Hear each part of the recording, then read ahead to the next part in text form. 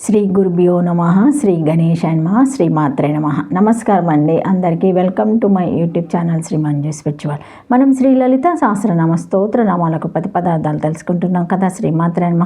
కానీ అంతకంటే ముందుగా మీరు కనుక మన ఛానల్ని మొదటిసారి చూసి ఉంటే తప్పకుండా ఒక చిన్న లైక్ ఇవ్వండి, షేర్ చేయండి, నచ్చితే సబ్స్క్రైబ్ చేసుకోండి, కామెంట్ పెట్టండి. దయచేసి వీడియోని ఎక్కడ కూడా స్కిప్ చేయకుండా చివరి వరకు చూసే ప్రయత్నం మాత్రం చేయండి. శ్రీ మాత్రే నమ. 836 నామము వీరమాత, 4 అక్షరముల నామం. ఈ నామంతో అమ్మవారికి నమస్కరించేటప్పుడు వీరమాత్రే నమ అని చెప్పాలి. తిరుగులేని వారు వీరులు, త్రిమూర్తులు, దిక్పాలకులు మొదలైన వారు వారికి కేటాయించిన పనులు చేయడంలో తిరుగులేని వారు, అందుకే వాళ్ళు కూడా వీరులు. ఈ వీరులకు తల్లి కాబట్టి అమ్మవారు వీరమాత. అలాగే శ్రీ విద్యా దీక్ష పరుల్ని కూడా వీరులు అంటారు. వీరి శ్రీ విద్య కూడా అమ్మవారు జననిగా బట్టి వీరమాత. గ్రహణ దృష్టి కలవారి కన్నా సమర్పణ దృష్టి కలవారికి అధ్యాత్మ విద్య ఫలిస్తుంది. మనం ఆ విద్యను పొందుతాము అనే దృష్టితో పాసివ్ మెంటల్ కాకుండా దానికి మనం ఉపయోగపడతాము అనే దృష్టి ఉంటే ఆధ్యాత్మిక విద్య బాగా అబ్బుతుంది. అంగరాజ్యం పోయి రాజ్యాంగం మనలో వర్ధిల్లుతుంది. ఆ స్థితిలో మనం వీరులుగా చెల్లుతాము. ఆధ్యాత్మిక విద్యలో ఈ స్థితిని మనకు కలుగచేసే అమ్మవారు వీరమాత. ఎందుకు ఆచరిస్తున్నాము అనే ప్రశ్న ఉదయించకుండా ధర్మాన్ని ఆచరిస్తూ ఉంటే మనకు అన్ని వైపుల నుండి అమ్మవారు ఆదుకుంటుంది. అప్పుడు మనం వీరులుగా చెల్లుతాము.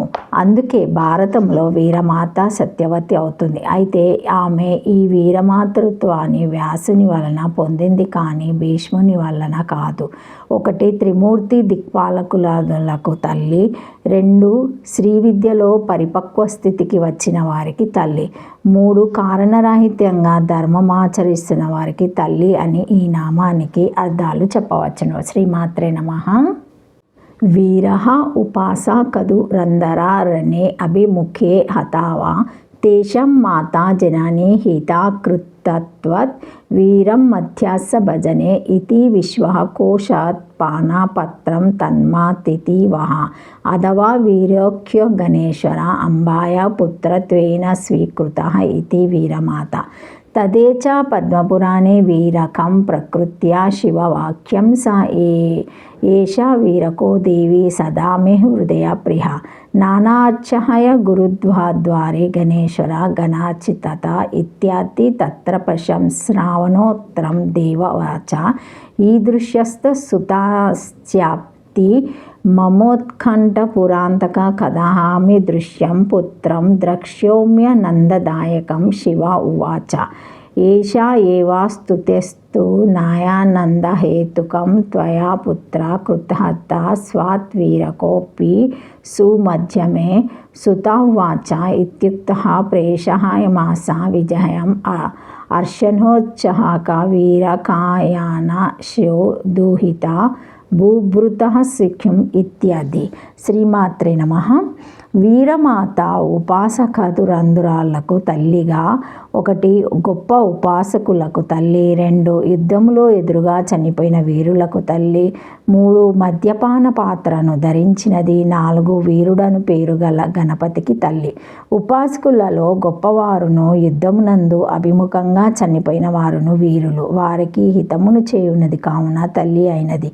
లేదా విశ్వనిఘంటువులో మద్యపాన పాత్రకు వీరమని పేరు గలదు. అట్టి పానపాత్ర కొల్చునది ధరించినదని భావము. లేదా వీరుడని పేరు గల గణపతికి తల్లి గనుక వీరమాత అగును. ఈ విషయము పద్మపురాణమునందు గలదు. అక్కడ వీరుని గురించి చెప్పుచు శంకరుడు ఇట్లు పలికెను: ఓ పార్వతి, ఈ వీరాకుడు నా హృదయమునకు ఇష్టమైన వాడు, చాలా ఆశ్చర్యకరమైన వాడు. నా ద్వారమందలి గణేశుల గణములచే పూజింపబడవాడు అని అతనిని శంకరుడు ప్రశంసించ చేయగా పార్వతి, ఓ శంకరుడా, ఇట్టి బాలుడు కావలినని నాకు ఎచ్చుగా కోరిక గలదు. నేను ఎప్పుడు ఎట్లు ఆనందదాయకుడుకు అట్టి కుమారుని చూడగలను అని పలికెను. ఆ పలుకులు వినిన శంకరుడు, ఈ బాలుడే నీకు కుమారుడై నేత్రానందములను కలుగజేయుగాక. నీవు వీనిని పుత్రుడుగా గ్రహించుటచే వీడు కూడా కృతార్థుడు కాగలడు అని పలికెను. తర్వాత పార్వతీదేవి కొన్ని వాక్యములను పలికి సంతోషించినదై చెలికత్తె అగు విజయమును పిలిచి, నీవు వీరకుని తీసుకొని రమ్ము అని పంపించెను అని మిగిలిన గాథను సుతుడు పలికెను. 4 అక్షరముల నామము. శ్రీమాత్రే నమః. 837 నామము వియాత్రాపాసు. 4 అక్షరముల నామం. ఈ నామంతో అమ్మవారికి నమస్కరించేటప్పుడు వియాత్రాపాసు వే నమః అని చెప్పాలి. వియాత్ ఆకాశమును, ప్రసవించున్నది అనగా పుట్టుటకు కారణమైనది.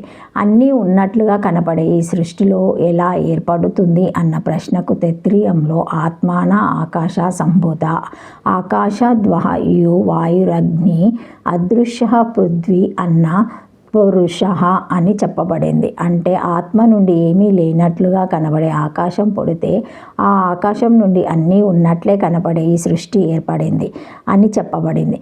అమ్మవారు పిండాండంలో ఆత్మ, బ్రహ్మాండంలో పరమాత్మ స్వరూపిణి కాబట్టి ఆకాశాన్ని ప్రసవించి ఇచ్చింది అమ్మవారే.